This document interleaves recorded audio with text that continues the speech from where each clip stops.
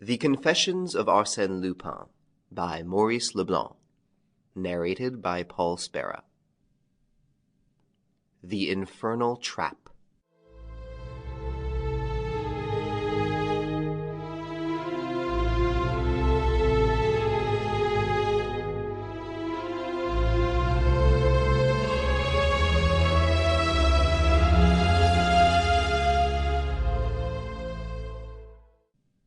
When the race was over, a crowd of people streaming toward the exit from the grandstand pushed against Nicolas Dugrival. He brought his hand smartly to the inside pocket of his jacket. "What's the matter?" asked his wife. "I feel very nervous with that money on me. I'm afraid of some nasty accident," she muttered. "And I can understand you.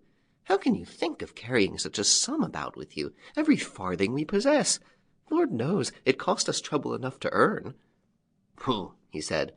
"No one would guess that it is here, in my pocketbook." Yes, she grumbled. "The young manservant whom we discharged last week knew all about it, didn't he, Gabriel?" "Yes, aunt," said a youth standing beside her. Nicolas Dugrival, his wife, and his nephew Gabriel were well-known figures at the race meetings, where the regular frequenters saw them almost every day.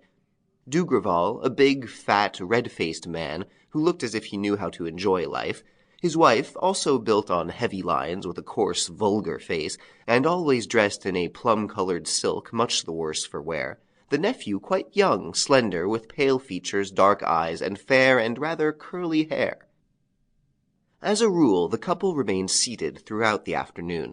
It was Gabriel who bet for his uncle, watching the horses in the paddock, picking up tips right and left among the jockeys and stable lads, running backward and forward between the stands and the Paris Mutuelle.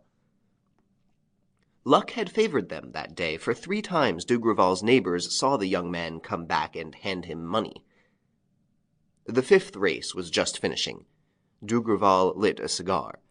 At that moment, a gentleman in a tight-fitting brown suit, with a face ending in a peaked gray beard, came up to him and asked, in a confidential whisper, "Does this happen to belong to you, sir?" And he displayed a gold watch and chain. Dugrival gave a start.